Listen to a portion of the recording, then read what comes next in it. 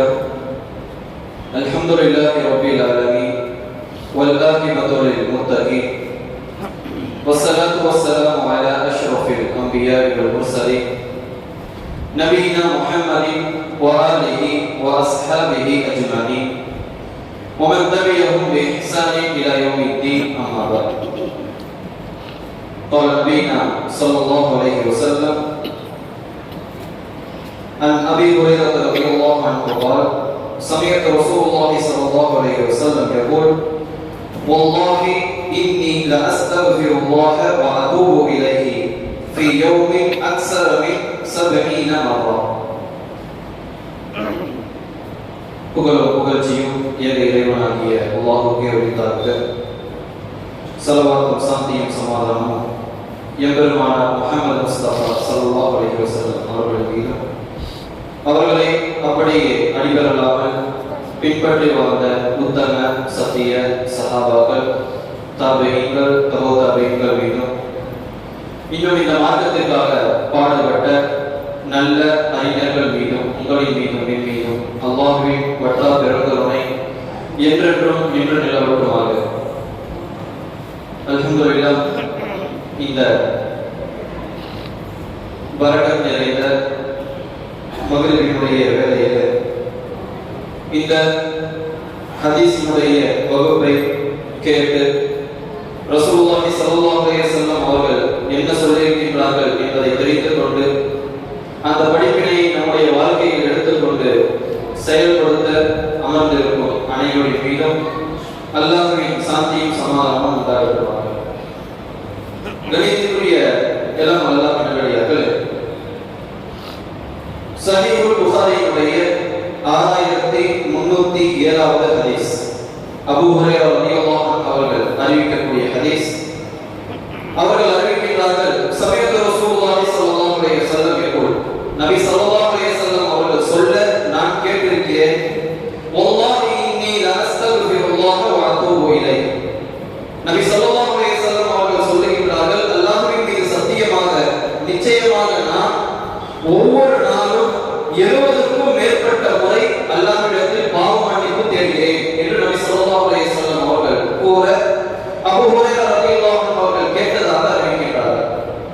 இந்த ஹதீஸில் இருந்து நமக்கு தெரிய வருவது என்னவென்று சொன்னால், இந்த உலகத்தில் அல்லாஹ்வால் மனிதனாக படைக்கப்பட்ட ஒவ்வொரு மனிதனும் பாவம் செய்யக்கூடியவன் தான். ஏதோ ஒரு வகையில் எல்லா மனிதர்களும் பாவம் செய்யக்கூடியவர்கள் தான். யாருமே ஒரு மனிதனாக இருந்து கொண்டு நான் பாவமே செய்ய மாட்டேன் என்று சொல்ல முடியாது. காரணம், அல்லாஹ் சுப்ஹானஹு வ தஆலா இந்த மனிதனை படைத்ததே, இந்த மனிதனை படைத்து இந்த மனிதனை இந்த உலகத்தில் விட்டது ஒரு பாவம் செய்யக்கூடியவனாக தான் விட்டிருக்கிறார். ஆக பாவம் செய்வது என்பது அது அல்லாஹ்வுடைய ஒரு விஷயமாக இருக்கின்றது. அல்லாஹ் சுப்ஹானஹு வ தஆலா அந்த பாவத்தை மன்னிக்கக்கூடியவனாக இருக்கிறார். நம்ம யாரும் பாவமே செய்ய மாட்டோம் என்று யாராலும் சொல்ல முடியாது. காரணம், நாம் மலக்குகள் கிடையாது. அல்லாஹ்வுடைய 3 படைப்புகள் இருக்கின்றது. என்னென்ன படைப்பு என்று சொன்னால், ஒரு படைப்பு மலக்கு என்ற படைப்பு. அந்த மலக்குமார்கள் பாவமே அவர்கள் செய்ய மாட்டார்கள். அவர்களுக்கு என்ன கட்டளையிடப்படுகிறதோ, அவர்களுக்கு நன்மையான காரியங்களை அல்லாஹ் சுப்ஹானஹு வ தஆலா கட்டளையிடுவார்.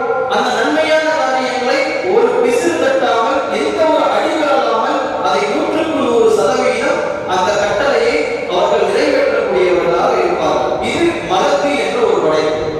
இன்னொரு படைப்பு இருக்கின்றது, ஷைத்தான் என்ற ஒரு படைப்பு. அவன் எப்பொழுதும் நன்மையான காரியத்தை செய்யவே மாட்டான். முழுக்க முழுக்க அவன் தீமையான காரியங்களை மட்டும்தான் செய்வான். அல்லாஹ்வுடைய படைப்புகளை தீமையான விஷயங்களின் பக்கம் அவன் எடுத்து சென்று கொண்டே இருப்பான். இது ஒரு படைப்பு. இந்த 2 படைப்பிற்கும் நடுவாக இருக்கக்கூடிய ஒரு படைப்பு தான் மனிதன் என்ற ஒரு படைப்பு. இந்த மனிதன் நன்மையையும் செய்வான், தீமையையும் செய்வான். இந்த மனிதனுக்கு அல்லாஹ் சுப்ஹானஹு வ தஆலா அறிவு என்ற ஒரு விஷயத்தை கொடுத்து, அந்த அறிவை வைத்து அவன் சிந்தித்து பார்த்து அவன் நன்மையையும் தேர்வு செய்யலாம், தீமையையும் அவன் தேர்வு செய்யலாம். இப்படிப்பட்ட ஒரு படைப்பாகத்தான் அல்லாஹ் சுப்ஹானஹு வ தஆலா நம்மை படைத்திருக்கின்றார். ஆக நாம் சில நேரங்களிலே தீமையையும் தேர்வு செய்வோம், சில நேரங்களிலே நன்மையையும் தேர்வு செய்வோம். நாம் 100க்கு 100% எப்பொழுதுமே நன்மையை மட்டும்தான் தேர்வு செய்வேன் என்று நம்மால் சொல்லவே முடியாது.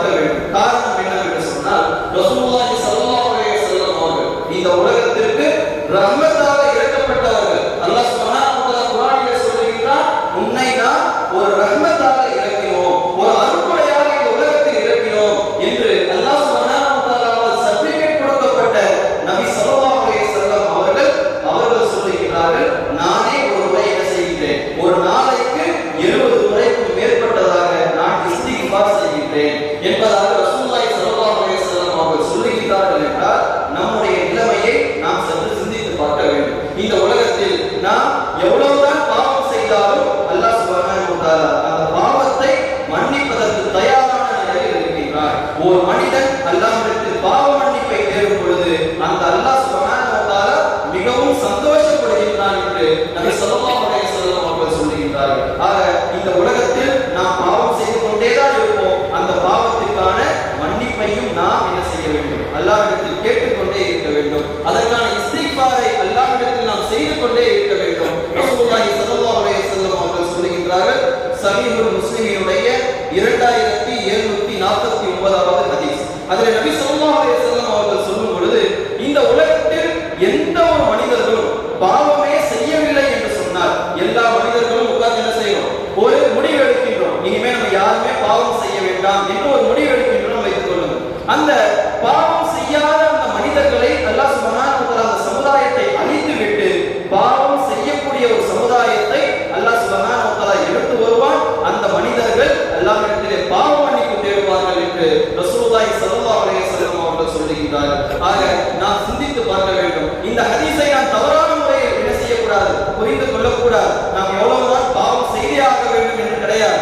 நமக்கு தெரியாமலும் நமக்கு தெரிந்தும் என்ன செய்வோம், நம்முடைய இஃப்தியார், அதாவது நம்முடைய ஆப்ஷன்ஸ்ல என்ன செய்வோம், சில நேரங்களிலே நாம் தவறை தேர்ந்தெடுத்து விடுவோம். அந்த தவறை தேர்ந்தெடுத்த பிறகு அதே நிலையில் நாம் நீடித்து செல்லக்கூடாது என்பதற்காக நபி ஸல்லல்லாஹு அலைஹி வஸல்லம் அவர்கள் சொல்லுகிறார்கள், நீங்கள் பாவ மன்னிப்பு தேடிக்கொள்ளுங்கள். இந்த உலகத்தில் நாம் எத்தனை நாட்கள் இருக்க போகின்றோமோ அதற்குள்ளாகத்தான் நம்மால் பாவ மன்னிப்பை தேட முடியும். ஒரு முறை நாம் மரணித்து விட்டோம் என்று சொன்னால் நம்மால் பாவ மன்னிப்பு ஒரு பொழுதும் தேட முடியாது.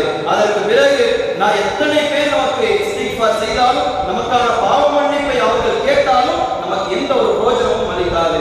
இந்த உலகத்தில் நாம் உயிரோடு இருக்கும் பொழுது நாம் அல்லாஹ்விடத்தில் பாவ மன்னிப்பை தேட வேண்டும், அல்லாஹ்விடத்திலே இஸ்திக்ஃபார் செய்ய வேண்டும். நாம் அதிகமாக அல்லாஹ்விடத்திலே பாவ மன்னிப்பை தேடும் பொழுது அல்லாஹ் சுப்ஹானஹு வ தஆலா அந்த பாவத்தையும் சில நேரங்களிலே அழித்து அதற்கான நன்மையை அல்லாஹ் சுப்ஹானஹு வ தஆலா நன்மையாக நமக்கு எழுதுகின்றான். ஆக அதிகமாக அல்லாஹ்விடத்திலே பாவ மன்னிப்பு கேட்போம். அல்லாஹ் சுப்ஹானஹு வ தஆலா இந்த உலகத்தில் நாம் செய்யக்கூடிய தெரிந்தும் தெரியாமலும் செய்யக்கூடிய பாவத்தை அல்லாஹ் சுப்ஹானஹு வ தஆலா மன்னித்து நாளை சொர்க்கத்திலே ஜன்னத்துல் ஃபிர்தௌஸ் என்று சொல்லக்கூடிய உயர்ந்த சொர்க்கத்தில் இங்கே நம்மை எப்படி ஒன்று கூட்டினானோ அதே போன்று நாளை சொர்க்கத்திலும்